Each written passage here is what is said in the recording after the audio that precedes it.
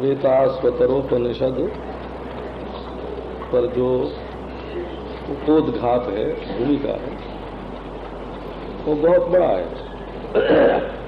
महीने भर का प्रसंग तो वही है।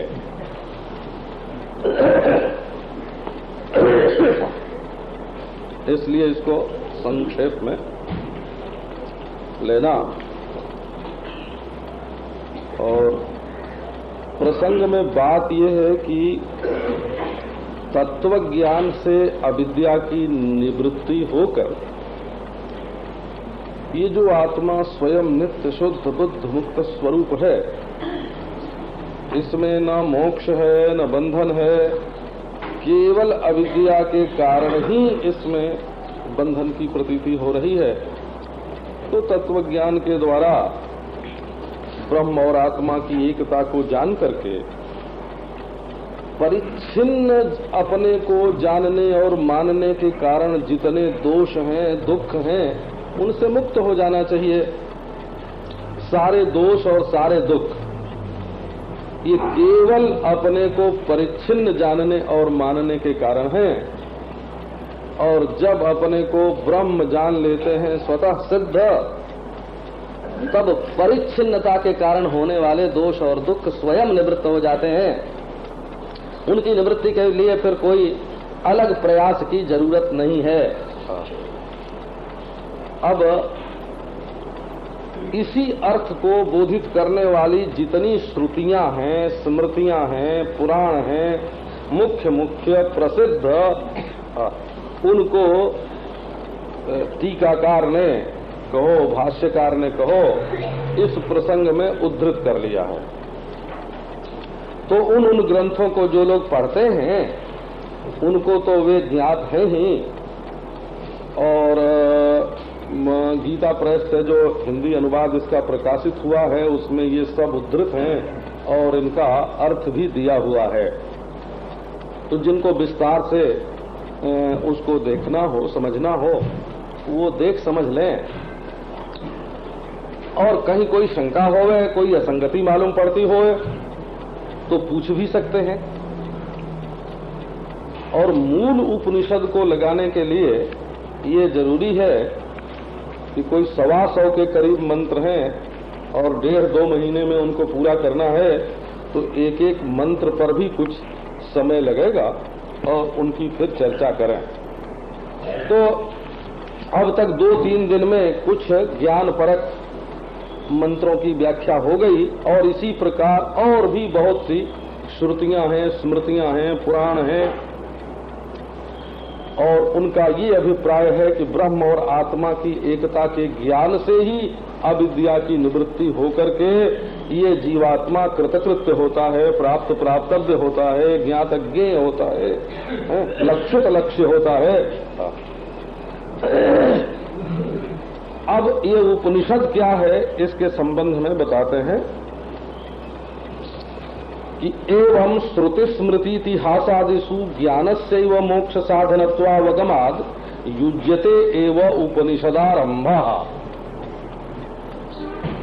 इस तरह से श्रुति से, स्मृति से, इतिहास से, पुराण से जब ये सिद्ध हुआ कि ज्ञान ही मोक्ष का साधन है, तब उपनिषद प्रारंभ करना बिल्कुल युक्ति युक्त है।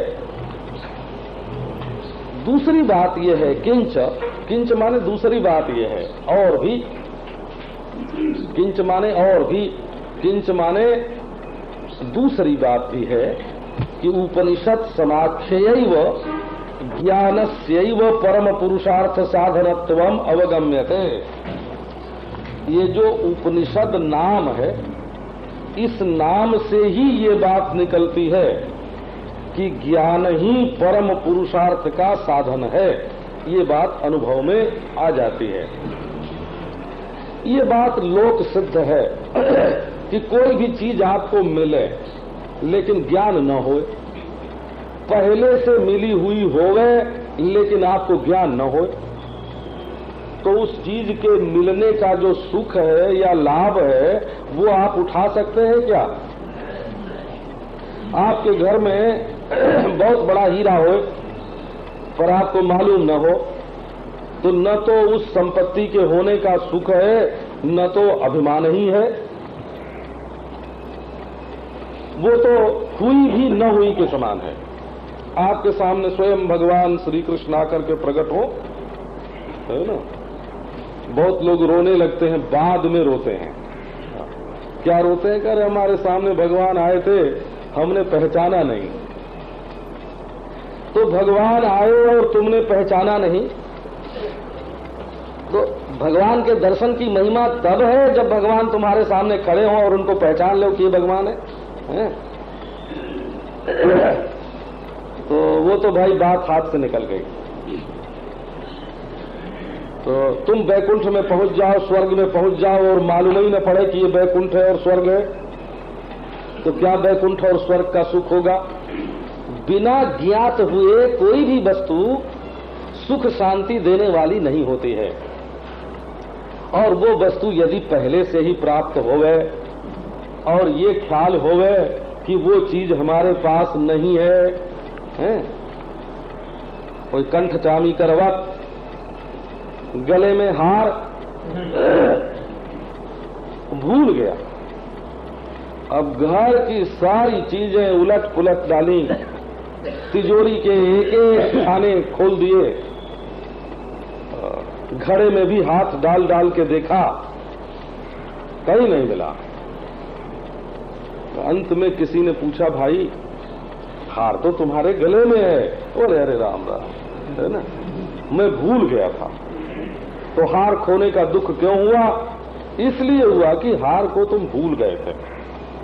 इसी प्रकार ये जो अपना आत्मा है ना, अपना आत्मा माने जिसको तुम मैं बोलते हो, मैं पद का जो सच्चा अर्थ है। हमारे तो एक दिन अभी एक बड़े पढ़े लिखे सज्जन से बात हुई, तो बोले हम तो अर्थ का मतलब यही समझते हैं कि किसी ने पूछा कि घट माने क्या, तो मैंने बता दिया घड़ा। और पूछा तुम घट शब्द का अर्थ जानते हो? कहाँ जानता हूँ, उसका अर्थ घड़ा है। अरे भाई घड़ा तुमने कभी देखा है कि नहीं देखा है? बोला नहीं, घड़ा तो मैंने नहीं देखा है। तो वो केवल शब्द के बदले में शब्द बताया गया, वस्तु का अपरोक्ष नहीं हुआ। तो ये जो अर्थ का अनुभव है ना, जब कुम्हार का बनाया हुआ, माटी से बना हुआ, शंख की तरह गला, कुम्हड़े की तरह गोल गोल पेट है, आवा में तपाया हुआ वो माटी का बना पदार्थ जब तुम्हारे हाथ में आएगा, बोले ये घड़ा है। वो घट शब्द के अर्थ का अपरोक्ष है। बोला अपरोक्ष है माने साक्षात हम उसका अनुभव कर रहे हैं। अब ये न्याय मैं पर लगाओ, मैं पर। बोला मैं चलता हूँ, मैं खाता हूँ, मैं पीता हूँ, मैं सोचता हूँ, समझता हूँ, देखता हूँ, जागता हूँ, सोता हूँ, ये मैं जो दिन रात व्यवहार करते रहते हो, इस मैं शब्द का अर्थ क्या है? तो हड्डी मांस चाम का बना हुआ ये शरीर है कि कोई इंद्रियों का बना हुआ, सांस का बना हुआ, संकल्पों का बना हुआ, तो कोई मैं नाम की कोई खास चीज है? लाल है कि काली है कि पीली है? मैं नाम की चीज कितनी बड़ी है? बोले अरे भाई हम मैं शब्द का अर्थ समझते हैं, ये मैं है। ऐसे नहीं भाई। हाँ मैं माने हम का एक हिस्सा है। माने हम लोग बैठे यहाँ सैकड़ों आदमी बैठे हुए हैं ना, तो ये हम हो गए। अब मैं माने क्या? कहिए हम का जो एक हिस्सा है उसका माने मैं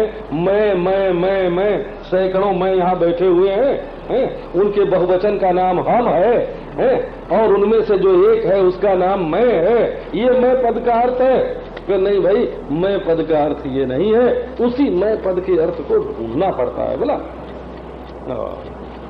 उसी को बोलते हैं वो जो मैं पद का अर्थ है। जब वो मिलेगा तुमको, बोले कहीं खो गया है कि खोया नहीं है।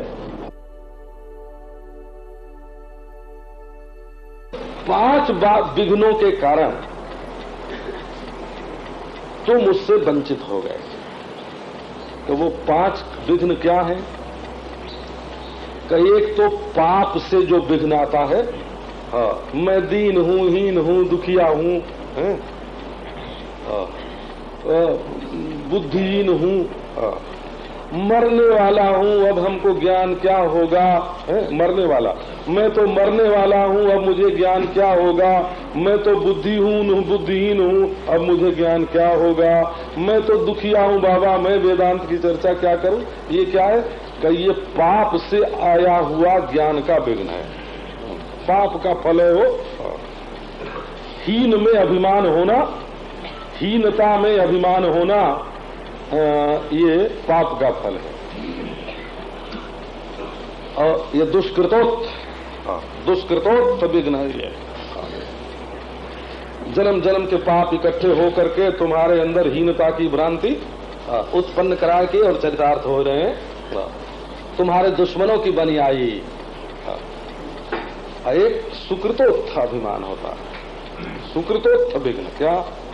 तो पहले जन्म के पुण्यात्मा हैं, बोले हम बड़े सुंदर हैं, बड़े धनी हैं, बड़े सुखी हैं, हमारे पीछे सैकड़ों आदमी चलने वाले हैं, हमारे जैसा मकान, हमारे जैसा फर्नीचर, हमारे जैसे स्त्री पुत्र आदि और किसी के नहीं है। हमको ये वेदांत सेदांत के चक्कर में पढ़ करके क्या करना है ना?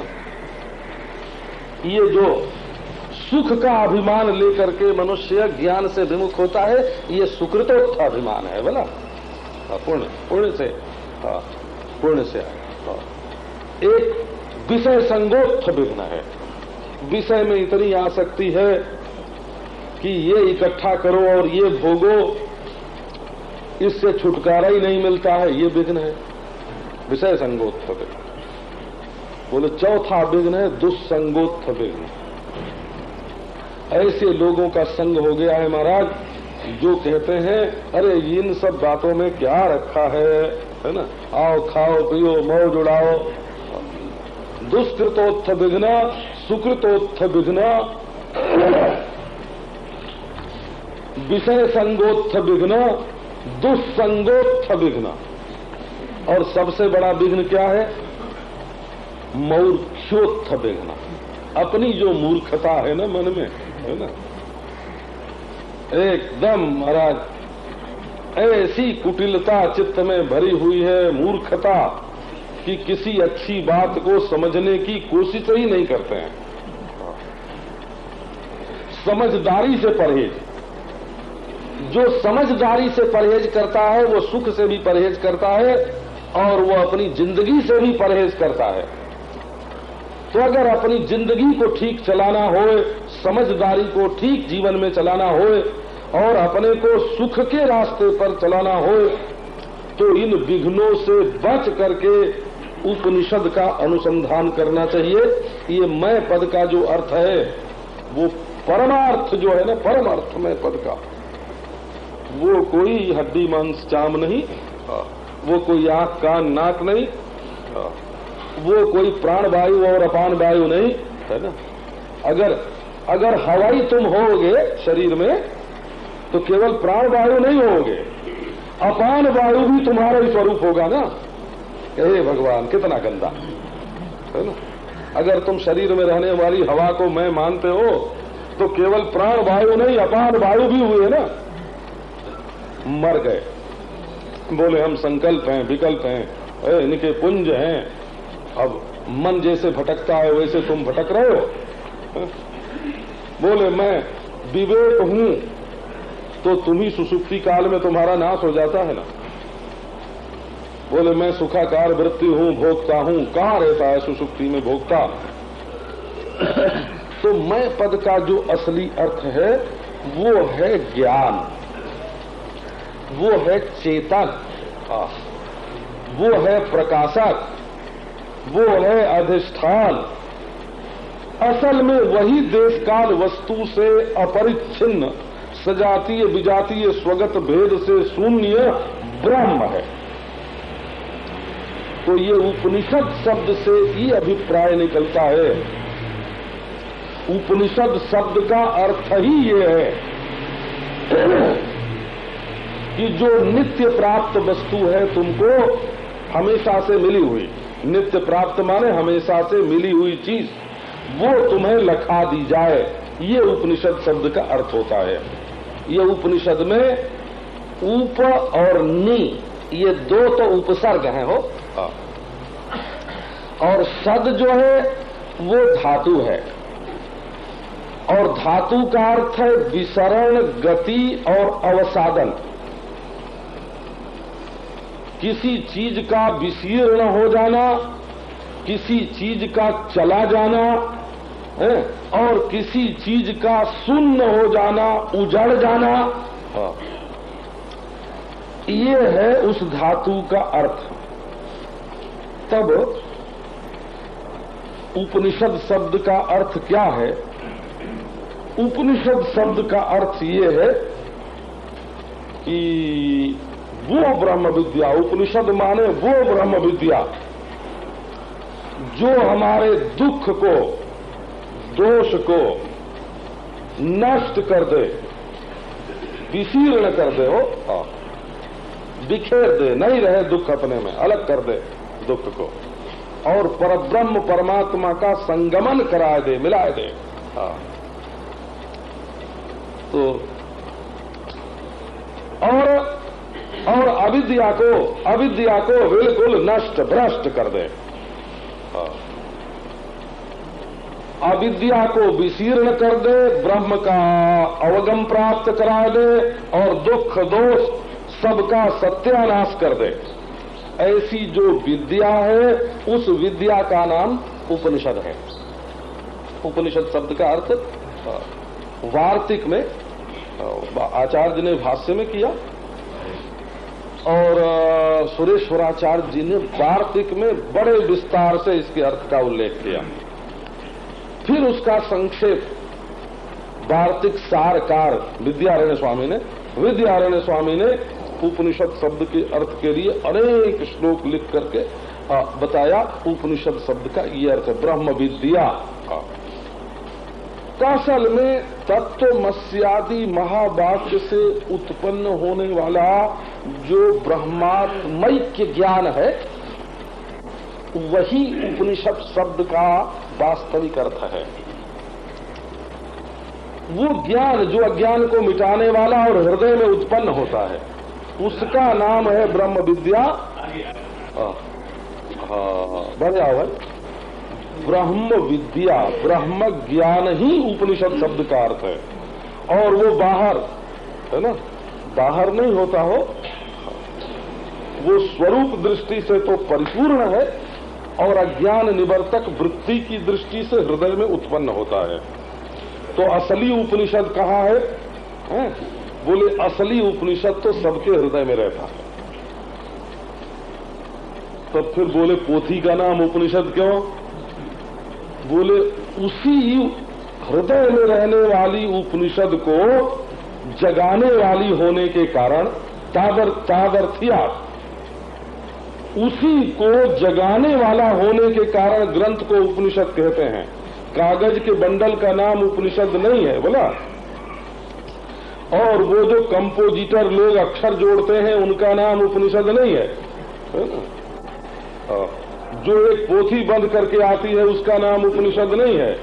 उपनिषद हृदय में जो ब्रह्मात्मैक्य विद्या, विद्या माने ज्ञान, ब्रह्मात्मैक्य वृत्ति जो हृदय में उदय होती है उसका नाम उपनिषद है। तो मुख्य ब्रह्म विद्या तो है ब्रह्म ज्ञान, ब्रह्माकार वृत्ति, और उसका सहायक होने से अवान्तर वाक्य भी उपनिषद हैं। और ग्रंथ जो है उन अवान्तर वाक्यों और महावाक्यों को जनाने वाला है, उनकी याद दिलाने वाला है, उनके अर्थ के चिंतन में सहायक है। इसलिए गौण वृत्ति से ग्रंथ को उपनिषद कहते हैं। मुख्य वृत्ति से हृदय में रहने वाली जो ब्रह्म विद्या है उसका नाम उपनिषद है। अच्छा, अब देखो एक बात पर आपका ध्यान खींचते हैं। आप लोगों ने कभी विधि पूर्वक कोशों का अध्ययन तो किया ही होगा कि अन्नमय कोश क्या है, प्राणमय कोश क्या है, मनोमय कोश क्या है। ये आप लोगों ने पंचकोश का विवेक तो किया ही होगा, ये बात तो माननी पड़ेगी। तो अन्नमय कोश को पुरुष कहा गया, ये आत्मा है। फिर बोले अन्यहा, अन्योंतरहा आत्मा, उससे अन्य अंतर आत्मा है प्राणमय, उसको भी पुरुष कहा गया। और पक्षी के रूप में सबका रूपक बताया गया कि ये तीतर है, तीतर। और तैत्तिरीय उपनिषद में ही पंचकोशों का वर्णन है। तो चूंकि तित्तिरी के रूप में ऋषि ब्रह्म ज्ञान का निरूपण कर रहा है, तो वह अपने ही कोशों का निरूपण करता है। और ये हमारा सिर है, ये हमारा दक्षिण पक्ष है, ये हमारा उत्तर पक्ष है। तो ये कभी जिसको अभ्यास न हो इसका, वो तैत्तिरीय उपनिषद में इसका अध्ययन करें। उसमें से सिर्फ एक बात हमको बतानी है, क्योंकि उपनिषद को जब यहाँ ब्रह्म विद्या रूप से कहा गया तो एक शंका बड़े जोर से आती है। बोला, मीमांसक लोग मानते हैं कि वेद शब्द राशि है। ये जैसे पृथ्वी एक द्रव्य है, जैसे जल एक द्रव्य है, जैसे अग्नि वायु आकाश द्रव्य है, तो नैयायिक लोग तो मानते हैं कि शब्द आकाश का गुण है, द्रव्य नहीं है। ये नैयायिक और वैशेषिक दोनों ऐसा मानते हैं।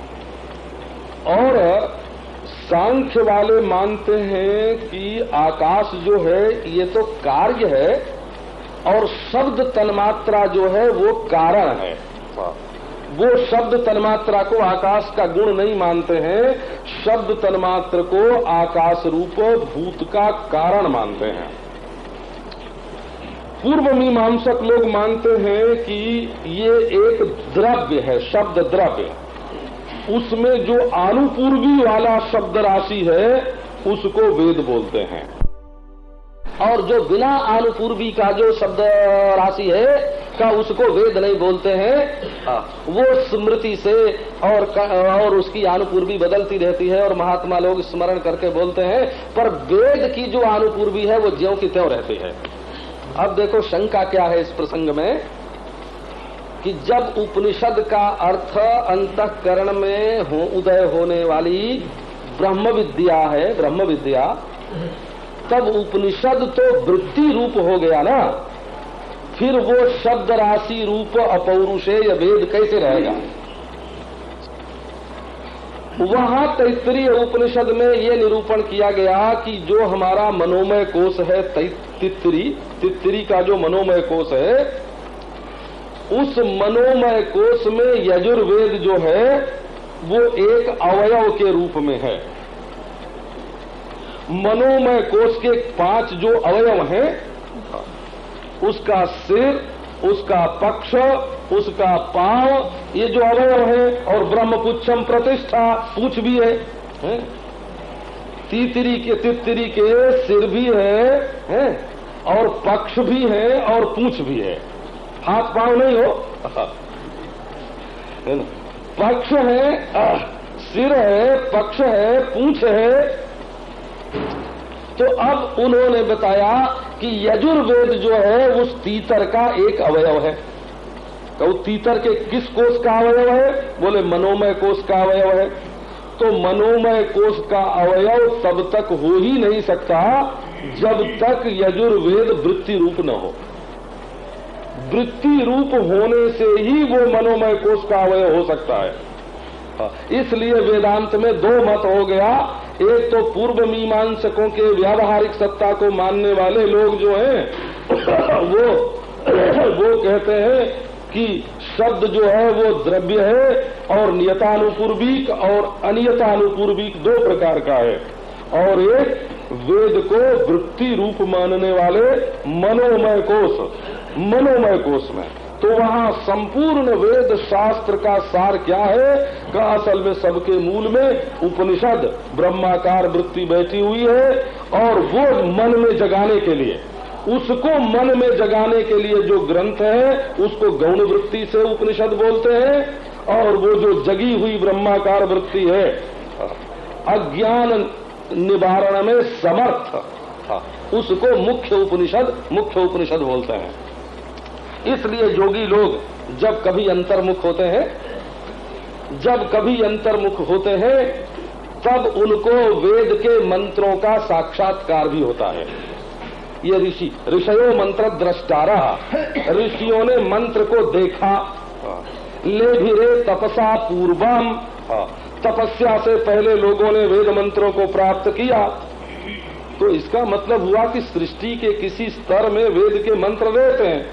यदि हम अंतर्मुख होते है ना, आभास भाष्य के रूप में साक्षात्कार करेंगे तो नियतानुपूर्वी वाला जो शब्द राशि है उसका साक्षात्कार होगा। और यदि वृत्ति रूप में वेद का साक्षात्कार करेंगे तो वो साक्षी भाष्य होगा। वो साक्षी भाष्य होगा, साक्षी को वेद का दर्शन होगा। तो वेद का जो मुख्य रूप है वो साक्षी भाष्य है, वेद का जो गौण रूप है वो आभास भाष्य है, और वेद का जो असली स्वरूप है, असली बिल्कुल, वो कौन है कि बोले वो तो साक्षी में अध्यस्त है, इसलिए साक्षी से पृथक नहीं है। तो वेद आदि का जो अनादित्व भी है वो भी साक्षी में कल्पित है। मुख्य परमार्थ सत्य एकमात्र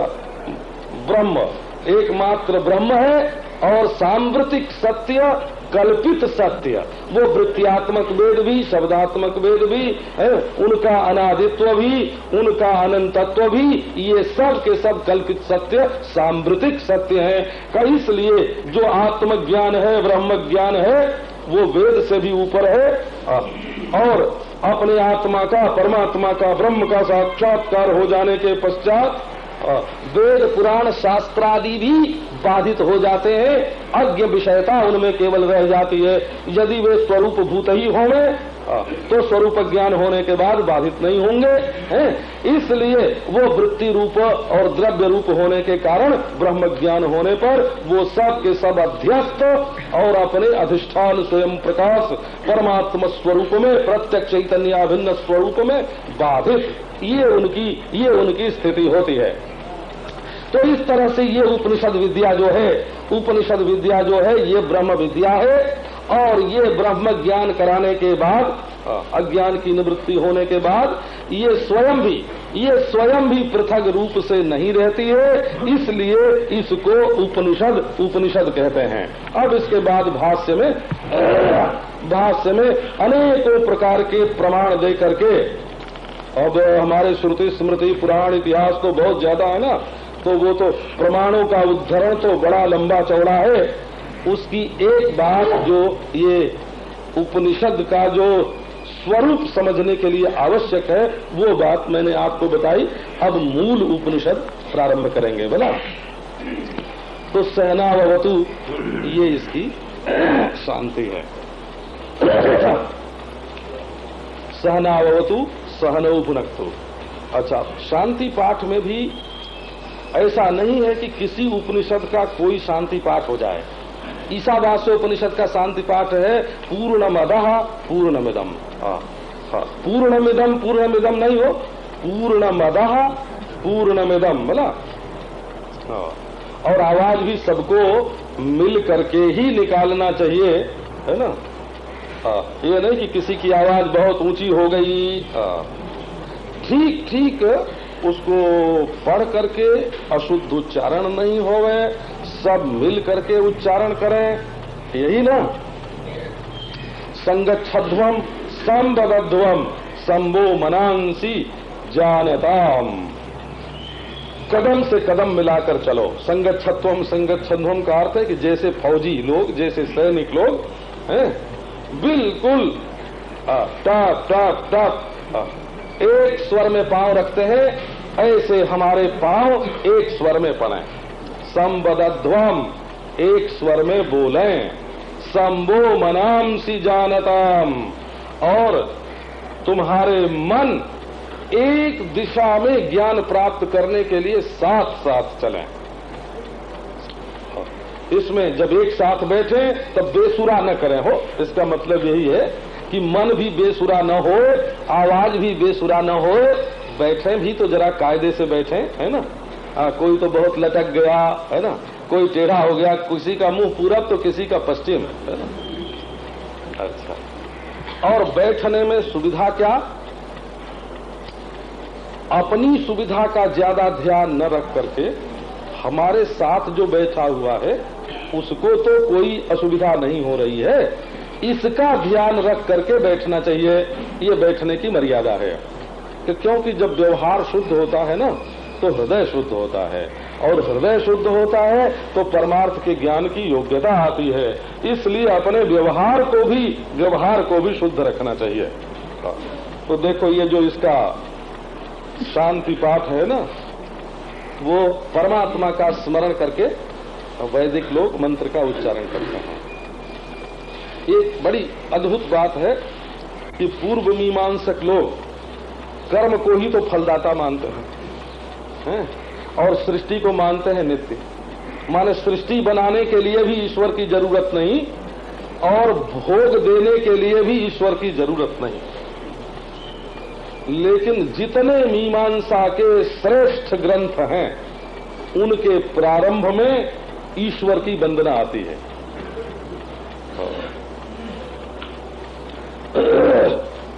संपूर्ण पूर्व मीमांसा के सभी श्रेष्ठ ग्रंथों में ईश्वर की वंदना करके ग्रंथ प्रारंभ किया गया है।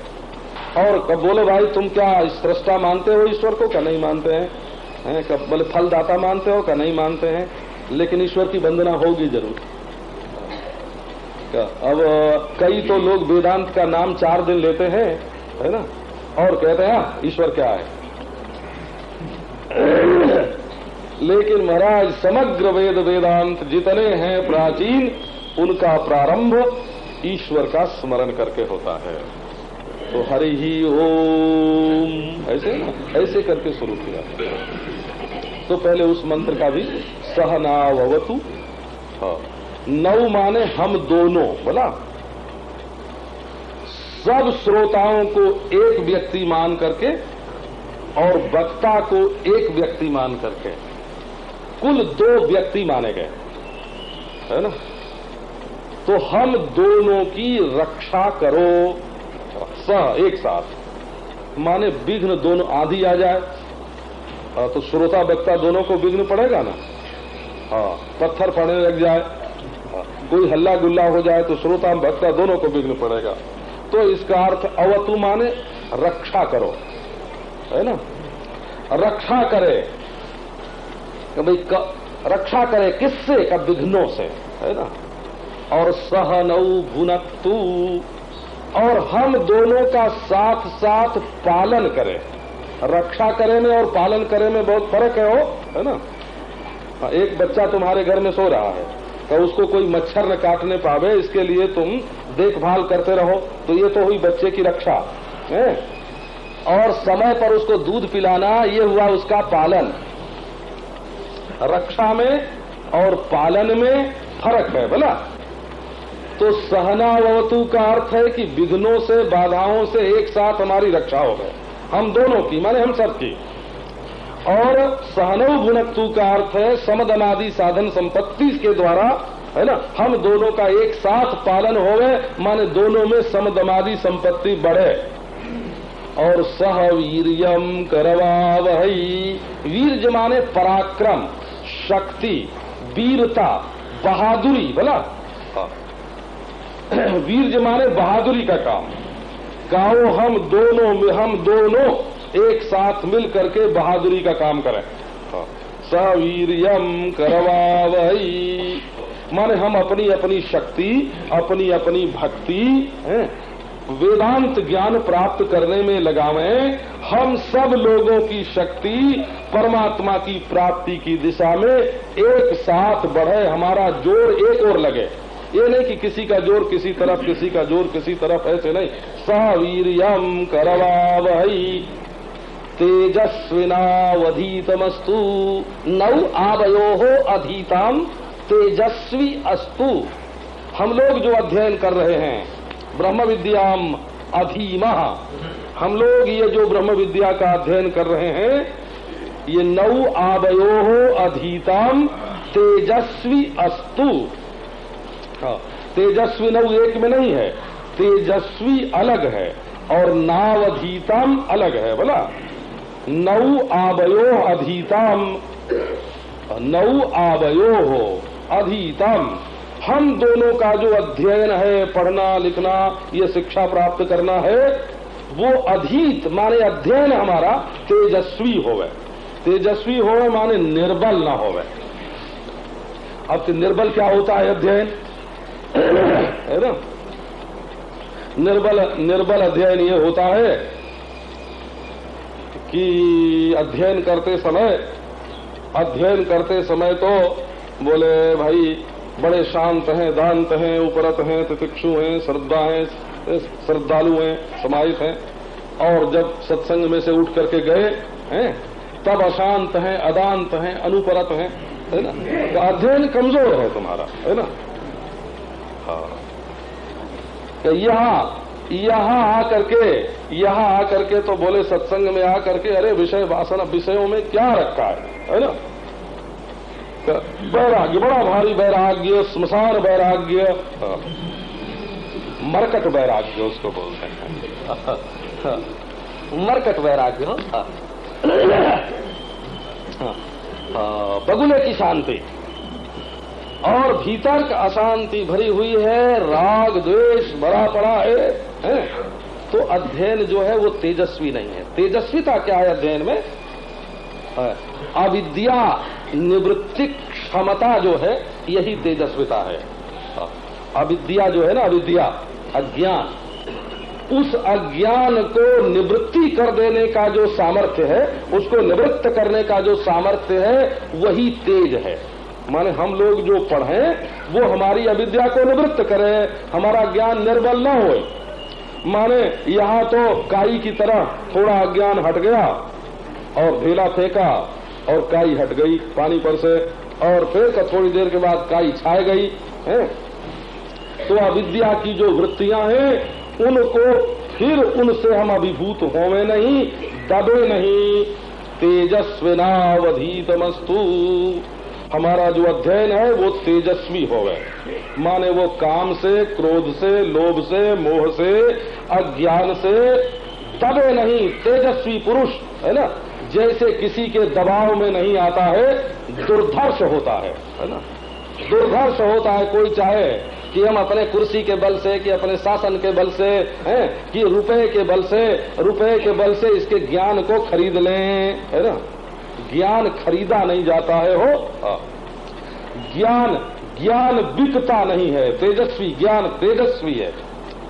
तेजस्विनावधीतमस्तु मां विद्वेषावहै, हम दोनों विद्वेष न करें, क्योंकि जो विद्वेष करेगा उसके हृदय में अग्नि प्रज्वलित रहेगी, और अग्नि प्रज्वलित रहेगी तो उसमें वो जलता रहेगा। जब जलता रहेगा तो जिसकी दाढ़ी में आग लगी वो क्या ब्रह्म ज्ञान का ब्रह्म विचार करेगा? जिज्ञासा कहाँ तक चलेगी जब दाढ़ी में आग लगी रही है ना? जब कलेजे में ही आग लग रही है तो क्या ब्रह्म ज्ञान होगा? तो पहले अपने हृदय से विद्वेष को मिटाओ। कोई ये भी दावा करे है ना कि हम बड़े भारी ब्रह्म जिज्ञासु हैं, त्यागी हैं, विरक्त हैं, है ना, और द्वेष भी करे किसी से। किससे द्वेष करता है भाई? तो हम लोगों के हृदय में विद्वेष कभी न आने पावे। मां विद्वेषा भाई, हम लोग कभी विद्वेष न करें। ये इसका शांति पाठ है। हो ओम शांति शांति शांति। तो शांति जो है ये इसको एक बोलते हैं आधि भौतिक ताप की शांति हो गए। माने हमारे घर में भिक्षा रोटी की कमी न पड़े हो। हाँ, रोटी की कमी पड़ जाएगी तो वेदांत विचार में बाधा पड़ेगी न। तो शांति का अर्थ रोटी की कमी भी न हो, कपड़े की कमी भी न हो। हाँ, ठीक रोटी मिले, ठीक कपड़ा मिले, आदि भौतिक दुख ना आवे और आदि दैविक दुख। हाँ, जब हम सत्संग के लिए चलें, सत्संग में बैठे हैं तो कहीं बिजली न गिरे, है ना। हाँ, आदि ना आवे, पानी ना आवे, माने आदि दैविक दुख की शांति होवे। और आध्यात्मिक शांति माने कहीं बुखार न आ जाए, कहीं जुकाम न हो जाए, कहीं चिंता न लग जाए, क्योंकि बुखार हो जाए, जुकाम हो जाए, पेट में दर्द होने लगे, सिर में दर्द होने लगे, ये आध्यात्मिक ज्वर है, बोला ताप। तो शरीर भी हमारा ठीक रहे, बाहर से कोई दैवी बाधा ना आवे और खाने पीने रहने सहने में की व्यवस्था में कोई फर्क भी ना पड़े और हम आनंद से बैठ करके वेदांत का विचार करें। ये शांति शांति शांति का आदि भौतिक, आदि दैविक और आध्यात्मिक त्रिविध ताप की शांति होवे। अब हरि ओम ब्रह्मवादिनो वदंती, हरि ओम, ये उपनिषद का प्रारंभ है। हरि ओम, कोई भी वैदिक जब वेद का उच्चारण करता है तो हरि ही ओम बोलता है। ये वैदिकों की परंपरा ही है। काशी में सुनो, मद्रास में सुनो, सारे भारतवर्ष में जहाँ जहाँ वेद का उच्चारण होता है पहले हरि ही ओम बोलने की पद्धति है। ये मंगलाचरण है वेद का, हरि ओम। हरि माने जो दुख का हरण करे, हरि माने जो पाप का हरण करे, हरि माने जो चंचलता का हरण करे, हरि माने जो चित्त का ही हरण कर ले, और हरि माने जो अविद्या का हरण करे, वो हरि। उपनिषद में गुरु ही हरि है। ये पद्धति है। जस्य देवे पराभक्तिर यथा देवे तथा गुरौ, ये इसी उपनिषद का अंतिम मंत्र है, इसी उपनिषद का। हरि ओम ब्रह्मवादिनो वदंती। ओम जो है ये परमात्मा का नाम है, ओम इति ब्रह्म नाम। ओम जो है ये संकेत वृत्ति से परमात्मा का बोध कराने वाला है। अकार, उकार, मकार, अर्धमात्रा, तुरीय, इस क्रम से विश्व, तेजस, प्राज्ञ, अविद्या, अविद्या और परमात्मा, विराट, हिरण्यगर्भ, ईश्वर, महामाया, माया और परमात्मा। इधर अविद्या के उस पार जो परमात्मा है और उधर माया के उस पार जो परमात्मा है, ये दोनों एक ही है। ये बात बताने के लिए ये ओंकार है। ओम इति आत्मानम समुपासित, आत्मानम उपासित। ओम इति आत्मानम अवेद। ओम को आत्मा समझो, आत्मा के रूप में ओम की उपासना करो। और ओम इति ब्रह्म, ओम माने ब्रह्म भी और ओम माने आत्मा भी। जब ब्रह्म का नाम भी ओम है और आत्मा का नाम भी ओम है तो ये ओम, ओम माने आत्मा और ब्रह्म की एकता। ब्रह्मवादिनो वदंती, ब्रह्मवादी लोग आपस में बातचीत करते हैं। वदंती का अर्थ है सत्संग करते हैं। ये सत्संग की महिमा हुई। जो ब्रह्मवादी लोग वेदवादी लोग हैं, साइंसदान लोग ब्रह्म की चर्चा नहीं करते हैं, वो तो कण कण की चर्चा करते हैं, क्योंकि अनंत जो वस्तु है वो किसी यंत्र का विषय नहीं है। किसी भी यंत्र के द्वारा शांत वस्तु देखी जाती है, अनंत वस्तु नहीं देखी जाती। परंतु जो ब्रह्मवादी लोग हैं, वो चार ब्रह्मवादी इकट्ठे हो गए दीवाने, मस्त, कण कण की ओर से जिनकी दृष्टि हटी हुई है, जो अनंत को, परमात्मा को जानना चाहते हैं, देखना चाहते हैं, वे लोग जब आपस में बैठते हैं तब इस तरह की चर्चा करते हैं। वो बैठ करके भोजन कैसा और वस्त्र कैसा और घर कैसा है और राज कथा, भोग कथा, जग कथा उनके पास नहीं होती। जिज्ञासु पुरुष जो है उसको राज कथा और जग कथा, भोग कथा तू त्याग। तू राजाओं की चर्चा छोड़, भोग की चर्चा छोड़, जगत की चर्चा छोड़, ब्रह्म की चर्चा कर। ये सत्संग है। क्योंकि जब उसके बारे में बोलने लगोगे ना तो बोलने के लिए सोचना भी पड़ेगा, और सोचोगे तो ब्रह्म के लिए सोचोगे। जिसके बारे में बोलना है उसके बारे में सोचोगे तो वक्ता के मन में ब्रह्म विचार आता है, और जिसके मन में ब्रह्म विचार आता है वही वक्ता होता है। रटे रटाए जो होते हैं, रटंत मामला जो है ना वो ज्यादा नहीं चलता है, वो 5-4 दिन की सामग्री होती है। ब्रह्म विद्या को कोई रट ले तो न तो नवीन युक्तियों का उद्भव होगा उसके मन में, न तो चित्तवृत्ति की एकाग्रता होगी, और न तो अविद्या निवर्तन क्षम श्रवण ही होगा।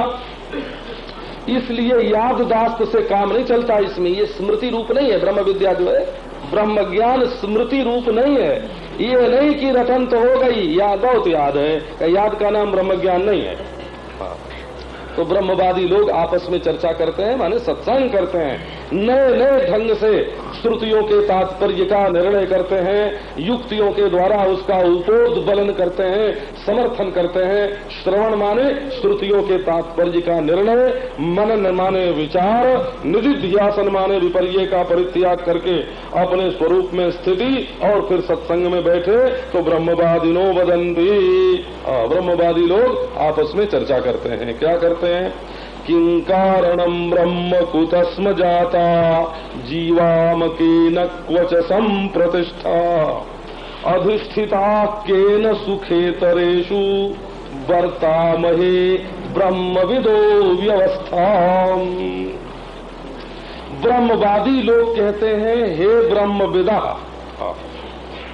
वो मानो ब्रह्मवेत्ताओं से प्रश्न कर रहे हो, है तो स्वयं ब्रह्मवादी। ब्रह्मवादी माने वेदवादी, खूब वेदों का अध्ययन किया हुआ, स्वाध्याय किया हुआ, परंतु वो परस्पर चर्चा करते हैं, एक बात हुई, और ब्रह्मवेत्ता से जाकर के पूछते हैं, ये दूसरी बात हुई। तो पूछते हैं, हे ब्रह्मवेदा, आप तो ब्रह्मवेत्ता हैं, ब्रह्म को जानने वाले हैं। जो ब्रह्म को जाने सो ब्रह्मवेद। उनका बहुवचन है, संबोधन है, हे ब्रह्मविदा, हे ब्रह्मवेत्ताओ, किम कारणम ब्रह्म, इस जगत का कारण क्या है। अब जिसको नून लकड़ी की चिंता लगी है वो क्या पूछेगा कि ये सृष्टि कहां से पैदा हुई। जन्माद्य से जब वो तो पूछे नून कहाँ मिलेगा, लकड़ी कहाँ मिलेगी, तब ठीक बनेगा ना। जो नून लकड़ी की चिंता में लगा हुआ है वो कैसे पूछे कि ये सृष्टि कहां से हुई। तो बोले कि अच्छा इधर से निश्चिंत हो ले तब तो पूछे। अरे पहले तो कभी निश्चिंत हो नहीं सकते, है ना, निश्चिंत हो नहीं सकते। अच्छा दूसरी बात यह है कि यदि कभी निश्चिंत हुए भी तो आगे की चिंता लग जाएगी, और कहीं ज्यादा आ गया तो उसमें फंस जाओगे, है ना। तो असल में इस ओर से वैराग्य करके, अल्प से वैराग्य करके महान की जिज्ञासा होती है। जदल्पम तन्मर्त्यम यो वै भूमा तत्सुखम। जो ये छोटी मोटी चीजें हैं दुनिया में, ये सब मरने वाली हैं, जड़ रूप है, दुख रूप है, और परब्रह्म परमात्मा जो भूमा है वो सुख रूप है। ये बात मालूम है तो अल्प से वैराग्य करके और ब्रह्म के बारे में ये चिंतन चला, किं कारणम, जगत का कारण क्या है। माने जब ये जगत की उत्पत्ति नहीं हुई थी, ये सृष्टि नहीं हुई थी, उस समय कौन सी वस्तु थी। तो यो कहो कि कारण था कि नहीं था। तो निरुपादानवादी शून्यवादी हैं, वो कहते हैं कि जगत का कोई कारण नहीं था, शून्य ही शून्य था, है ना।